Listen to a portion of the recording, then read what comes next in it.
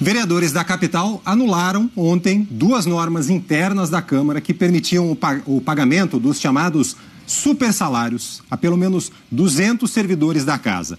Eles recebiam acima de R$24 mil por mês, que é o salário do prefeito e deveria ser o teto dos funcionários públicos da cidade. As normas que permitiam esse drible na lei foram instituídas pela própria mesa diretora da Câmara e só foram revogadas depois de uma decisão da Justiça. O Giba Bergamin está lá na Câmara. O Giba, boa tarde. Essa farra acabou ou não é bem assim ainda? Oi, Turci, boa tarde para você, para todo mundo que está acompanhando a gente no SP1. Falamos aqui do plenário, tem uma reunião da Comissão de Trânsito agora aqui, e é justamente nessa mesa diretora que são definidas coisas como essas, como a questão dos supersalários, né? Importante a gente lembrar, Turci, que muitos dos servidores que há anos recebem acima do teto de R$24 mil, eles entram na Justiça e conseguem eliminar isso para garantir esse pagamento a mais. Então a Câmara também vai ter que lidar com isso daqui em diante, apesar dessa decisão. Tem uma questão também, numa ação popular proposta por um vereador da casa, de a Câmara devolver de 2015 para cá tudo que foi pago a mais para esses servidores acima do teto, que dará algo em torno de R$100 milhões. Como que a Câmara vai fazer essa devolução? Descontando desses servidores, tirando do caixa da própria Câmara e devolvendo para a Prefeitura? A saber, né? Tem uma outra questão também, são justamente os procuradores aqui da Câmara que estão entre os supersalários e são eles que definem, que redigem inclusive as regras como essa questão dos supersalários e são eles que recorrem em casos de liminares. Mas é bom reforçar que é a minoria, uma elite do Legislativo que ganha acima do teto. É o que nós vamos ver agora na reportagem. No edifício Anchieta, sede da Câmara Municipal, um grupo de 200 servidores ganha muito mais do que a imensa maioria dos paulistanos. Mais até do que o prefeito, que recebe R$24 mil por mês. Valor que deveria ser o teto do funcionalismo público da cidade. Em alguns casos, o valor no Olerite passa de R$50 mil.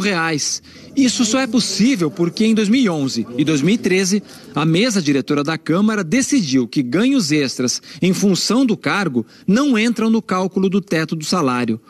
Ontem, poucos dias depois da eleição, a direção da Câmara revogou essa decisão, mas só depois que a Justiça cobrou explicações. É uma medida que sai com muito atraso, é uma medida que ela não sai de maneira intencional, é uma medida que só sai porque os vereadores agora passam a correr o risco, inclusive do ponto de vista legal. A decisão da Justiça veio depois de ação popular apresentada ao Ministério Público pelo vereador Fernando Holliday, do Patriota. Eu acredito que o corte desses supersalários, eles são imediatos, ou seja, a partir do mês que vem, mas ninguém na Câmara Municipal receberá nenhum tipo de supersalário.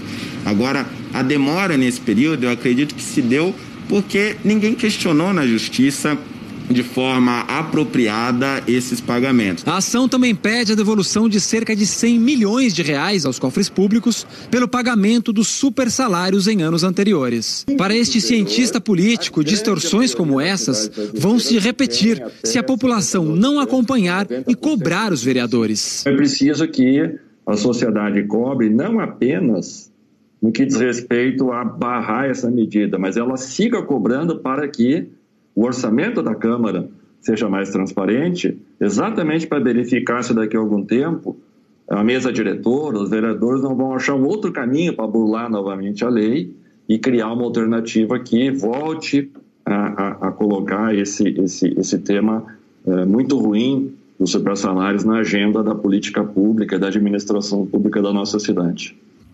A população tem que acompanhar, tem que cobrar, né? E a Câmara tem uma página na internet onde você pode acompanhar tudo que os vereadores fazem. Também dá para participar das audiências públicas.